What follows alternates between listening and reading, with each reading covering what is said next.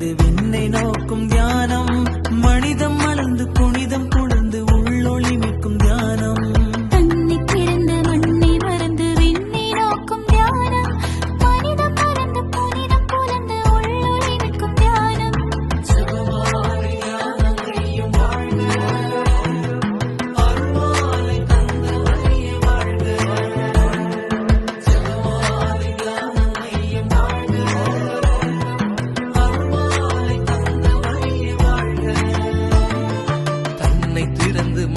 மறந்து விண்ணை நோக்கும் தியானம், மனிதம் மலர்ந்து புனிதம் புலர்ந்து உள்ளொளி மிக்கும் தியானம்.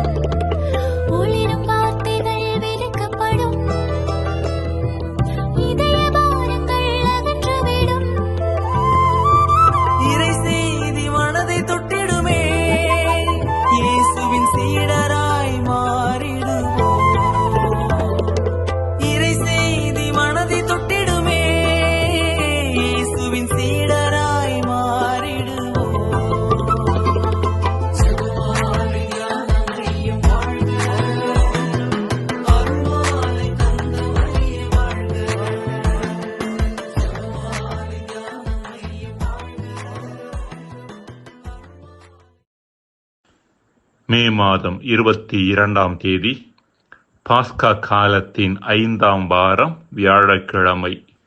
முதல் வாசகம். திருத்தூதர் பணிகள் அதிகாரம் 15, இறைவசனங்கள் 7 முதல் 21 முடிய.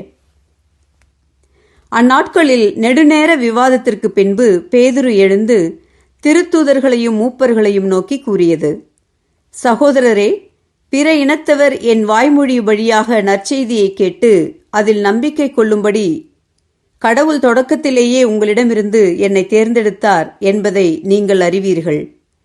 உள்ளங்களை அறியும் கடவுள் நமக்கு தூய ஆவியை கொடுத்தது போல் அவர்களுக்கும் கொடுத்து அவர்களை ஏற்றுக்கொண்டார். நம்பிக்கையால் அவர்களுடைய உள்ளங்களை தூய்மைப்படுத்தினார். நமக்கும் அவர்களுக்கும் இடையே அவர் எந்த வேறுபாடும் காட்டவில்லை. ஆகவே நம் மூதாதையரோ நாமோ சுமக்க இயலாத நுகத்தை நீங்கள் இப்போது இந்த சீடருடைய கழுத்தில் வைத்து கடவுளை ஏன் சோதிக்கிறீர்கள்? ஆண்டவர் இயேசுவின் அருளால் நாம் மீட்பு பெறுவது போலவே அவர்களும் மீட்பு பெறுகிறார்கள் என நம்புகிறோம்.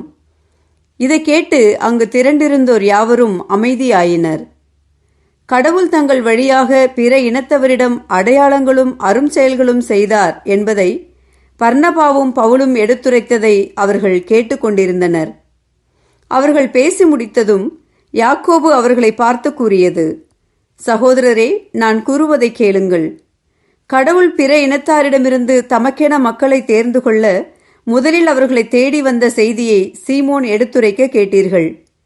இறைவாக்கினரின் சொற்களும் இதற்கு ஒத்திருக்கின்றன. அவர்கள் பின்வருமாறு எழுதியுள்ளார்கள்: இவற்றுக்கு பின் நான் திரும்பி வந்து விழுந்து கிடக்கும் தாவீதின் கூடாரத்தை மீண்டும் எழுப்புவேன்.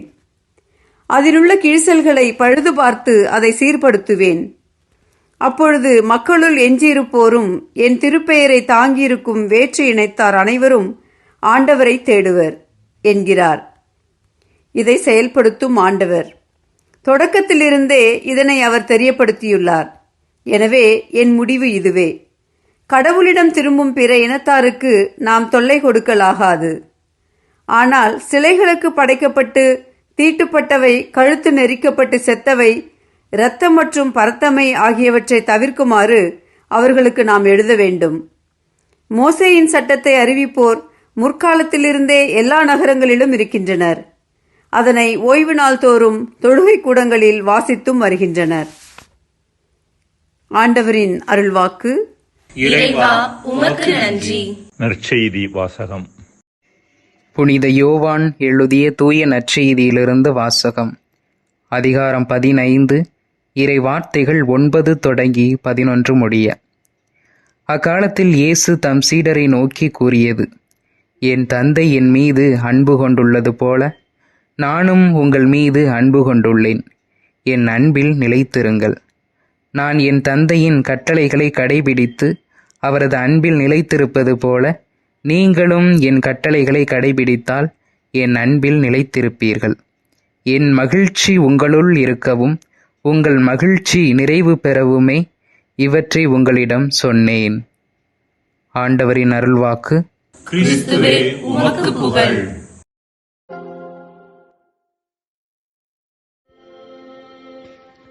அன்புக்குரியவர்களே, திரு அவை வரலாற்றை நோக்குகின்ற பொழுது அங்கு ஏராளமான சங்கங்கள், கவுன்சில்ஸ் நடைபெற்றிருப்பதை நம்மால் பார்க்க முடிகின்றது.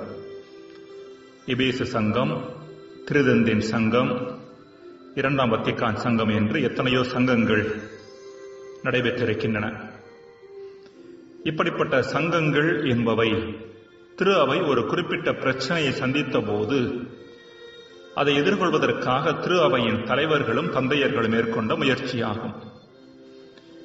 திரு அவை எதிர்கொண்ட பிரச்சனை ஹெரசி என்று சொல்லப்படுகின்ற தப்பறை கொள்கைகளாக இருந்திருக்கலாம், அல்லது ஸ்கிசம் என்று சொல்லப்படுகின்ற பிரிவினை கொள்கைகளாக இருந்திருக்கலாம், அல்லது திரு அவையில் நிலவிய தேக்க நிலையாக கூட இருந்திருக்கலாம்.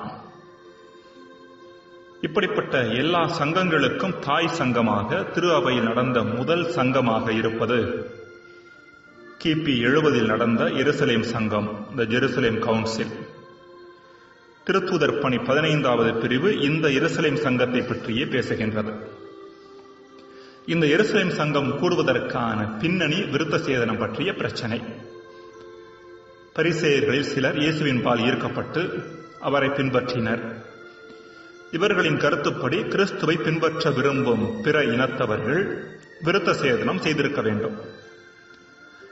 ஒரு பக்கம் பவுலடியார் தான் சென்ற இடமெல்லாம் கிறிஸ்துவை பின்பற்ற விரும்பும் பிற இனத்தவர்கள் விருத்த சேதனம் செய்ய வேண்டிய அவசியமில்லை என்று போதிக்க, இன்னொரு பக்கமோ அவருக்கு பின்னே சென்ற மேற்கண்ட பரிசேய கிறிஸ்தவர்கள், இவர்கள் ஜுடாயிசர் என்று அழைக்கப்பட்டனர், விருத்த சேதனம் செய்து கொள்ளாமல் கிறிஸ்துவை பின்பற்ற முடியாது என்று பவுலடியாரது போதனையை மாற்றி போதித்தனர். கலாத்தியர் 1:6-9 பகுதியில் நாம் வாசிக்கும் பிரச்சனை இதுவே.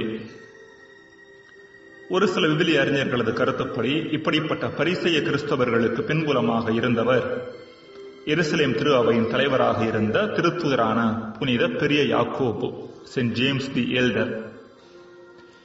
இவ்வாறு புனித பெரிய யாக்கோபும் அவரை சார்ந்தவர்களும் விருத்த சேதனம் தேவை என்ற நிலைப்பாட்டை எடுத்திருந்தனர். பவுலடியாரும் அவரை சார்ந்தவர்களும் திருச்சட்டத்தின் அடிப்படையில் நாம் கடவுளுக்கு ஏற்றவர்களாக இருக்க இயலாது, பிலிப்பியர் 3:9 என்று சொல்லி விருத்த சேதனம் தேவையில்லை என்ற நிலைப்பாட்டை எடுத்திருந்தனர்.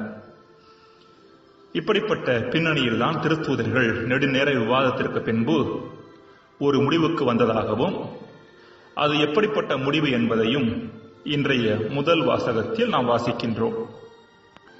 அதாவது, பிரச்சனையை தீர ஆய்ந்து எது கடவுளது விருப்பத்தின்படி உண்மையானதோ அதை அவர்கள் முடிவாக அறிவித்தார்கள். அன்பிற்குரியவர்களே, மாற்று கருத்து என்பது எல்லா இடங்களிலும் உண்டு. நாம் பிரச்சனை என்று அழைப்பதே நமது கருத்திற்கு மாற்றாக கருத்துக்களும் நிகழ்வுகளும் இருப்பதே.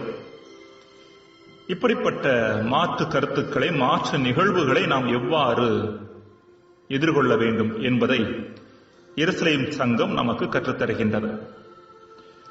உளவியலின் கருத்துப்படி பெரும்பாலான மனிதர்கள் பிரச்சனைகளின் போது ஃபிளைட் அல்லது ஃபைட் என்ற இரு அணுகுமுறைகளைத்தான் மேற்கொள்கின்றனர். ஃபிளைட் என்றால் பிரச்சனையிலிருந்து தப்பிப்போக முயற்சி எடுப்பது. 25 வருடங்களாக விடுமுறையை போடாமல் தொடர்ந்து வேலைக்கு வந்தவரை அந்த நிறுவனம் கௌரவித்தது. பரிசை வாங்கிக் கொண்ட அவர் சொன்னார், நியாயமாக பார்த்தால் இந்த பரிசு என் மனைவிக்கு தான் போய் சேர வேண்டும். அவள் ராட்சசியாக இருந்த காரணத்தால் தான் நான் வீட்டில் இருக்க விரும்பவில்லை, விடுமுறையும் போடவில்லை என்று சொன்னாராம். இதுதான் ஃபிளைட் ரெஸ்பான்ஸ் என்று சொல்லப்படுவது. ஃபைட் ரெஸ்பான்ஸ் என்பது மாற்று கருத்து உள்ள நபர்களோடு நேரடியாக மோதி நம் கருத்தை அவர்கள் மீது திணிக்க முயற்சி செய்வது, நம் கருத்தை அவர்கள் ஏற்றுக்கொள்ள வேண்டும் என்று அதை திணிக்க முயல்வது, இவை இரண்டுமே தவறானவை. இவை இரண்டுக்கும் நடுவில் இருப்பதுதான் உண்மைக்கான தேடல். யாருடைய கருத்தில் உண்மை இருக்கிறது என்பதை திறந்த மனதோடு விவாதிப்பது. இதையே திருத்தூதர்கள் செய்தார்கள். ஜெபம். இறைவா, மாற்று கருத்துக்கள் எம் பிரச்சனைகளுக்கு காரணம் அல்ல. அவற்றை எதிர்கொள்ள நாங்கள் மேற்கொள்ளும் தவறான அணுகுமுறைகளே பிரச்சனைகள் காரணம் என்பதை உணர வரம் தாரும். ஆமென்.